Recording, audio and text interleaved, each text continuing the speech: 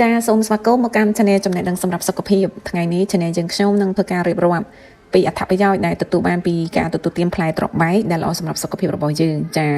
តោះចូលរួមស្ដាប់ទាំងអស់គ្នាពីអត្ថប្រយោជន៍ដែលទទួលបានពីការទទួលទានផ្លែត្របែកចាដោយដែលយើងដឹងហើយថាត្របែកគឺជាផ្លែឈើក្នុងស្រុកមួយប្រភេទតែប្រជាជនខ្មែរយើងនិយមក្នុងការទទួលទានឬក៏កិនយកជាតិទឹកសម្រាប់ទទួលទានជាដើមចាផ្លែត្របែកមិនត្រឹមតែមានរសជាតិជូរផ្អែមនិងឆ្ងាញ់ប៉ុណ្ណោះទេក៏ប៉ុន្តែវាផ្ដល់អត្ថប្រយោជន៍ជាច្រើនដល់សុខភាពរបស់យើងបើសិនណាជាយើងទទួលទានត្រឹមត្រូវចាដូច្នេះហើយវីដេអូនេះនឹងធ្វើការរៀបរាប់ពីអត្ថប្រយោជន៍ដែលអ្នកទទួលបានបើសិនណាជាអ្នកទទួលទានផ្លែត្របែកក៏ដូចជាទឹកត្របែកត្រឹមត្រូវចាអត្ថប្រយោជន៍ទី1ដែលបានពីការទទួលទានផ្លែត្របែកគឺបញ្ចុះកម្រិតជាតិស្ករក្នុងឈាមការញ៉ាំផ្លែត្របែកក៏ដូចជាការផឹកទឹកត្របែកបន្ទាប់ពីការទទួលទានអាហាររួចវាអាចជួយកាត់បន្ថយកម្រិតជាតិស្ករនៅក្នុងឈាម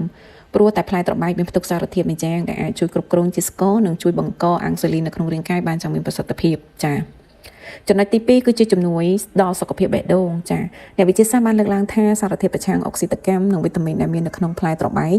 ផ្ដល់អត្ថប្រយោជន៍ជាច្រើនដល់សុខភាពបេះដូងព្រោះផ្លែត្របែកសម្បូរទៅដោយជាតិប៉ូតាស្យូមនិងជាតិកសិកម្ម fiber ចាចំណុចទី3គឺកាត់បន្ថយការឈឺចាប់នៅពេលមករដូវចាស្ត្រីទាំងអស់គាត់តែងតែមានការមករដូវហើយស្ត្រីមួយចំនួនគឺគាត់មានការឈឺចាប់នៅពេលដែលគាត់មករដូវចាសារធាតុដែលផ្សំចេញពីស្លឹកត្របែកអាចជួយកាត់បន្ថយនៅការឈឺពោះនៅពេលដែលគាត់មករដូវចាដោយយោងតាមការស្រាវជ្រាវមួយគាត់បានបង្ហាញថាសារធាតុដែលផ្សំចេញពីស្លឹកត្របែកអាចមានប្រសិទ្ធភាពជាងការប្រើប្រាស់ថ្នាំបំបាត់ការឈឺចាប់ទៅទៀតនៅពេលដែលមានរដូវចា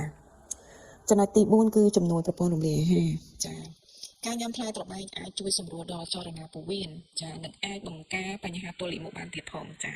ម្យ៉ាងវិញទៀតវាក៏អាចជួយឲ្យអាការៈរាគឆាប់ជាសះស្បើយបានផងដែរចាចំណុចទី5គឺជំនួយប្រព័ន្ធការពាររាងកាយ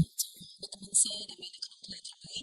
អាចជួយឲ្យប្រព័ន្ធការពាររាងកាយរឹងមាំល្អនិងអាចការពារពីការកើតជំងឺផ្សេងៗដូចជាជំងឺផ្ដាសាយជាដើមក្រៅពីនេះអាចជួយដល់កោសិកាស្បែកក្មេងជាងវ័យបានយូរចាចំណុចទី6គឺជំនួយដល់សុខភាពភ្នែកផ្លែត្របែកមានផ្ទុកនូវវីតាមីន A ជាច្រើនដែលជាជំនួយដ៏ល្អសម្រាប់សុខភាពភ្នែកចាចំណុចទី7ក្រោយពីផ្លែត្របែកដែលអាចជួយបំបាត់ការឈឺធ្មេញនិងហែលអញ្ចឹងក៏អាចជួយបណ្ដេញជាតិពុលចេញពីរាងកាយរបស់យើងបានយ៉ាងមានប្រសិទ្ធភាពដែលអាចជួយកាត់បន្ថយនៃជំងឺហែលបានផងដែរចាតែទោះបីជាយ៉ាងណាក៏ដោយយើងទាំងអស់គ្នាគួរតែចាប់កត់ចំណាំខ្លួនឯងថាទោះជាផ្លែត្របែកផ្ដល់អត្ថប្រយោជន៍ជាច្រើនសម្រាប់សុខភាពរបស់យើងតាមរយៈការទទួលទានដោយផ្ទាល់ឬតាមរយៈការទទួលទានជាទឹកត្របែកក៏ដោយក៏យើងមិនគួរទទួលទានច្រើនពេកដែរព្រោះត្របែកអាចធ្វើឲ្យយើងច្អល់ឬក៏ចុកពោះជាដើមចាហើយអត្ថបទនេះគឺ Channel យើងខ្ញុំដកស្រង់ចេញពីគេហទំព័រក្នុងស្រុកពេទ្យយើងនិងសុខក្រមចាហើយអរគុណសម្រាប់ការតាមដាននៅ Channel របស់យើងខ្ញុំ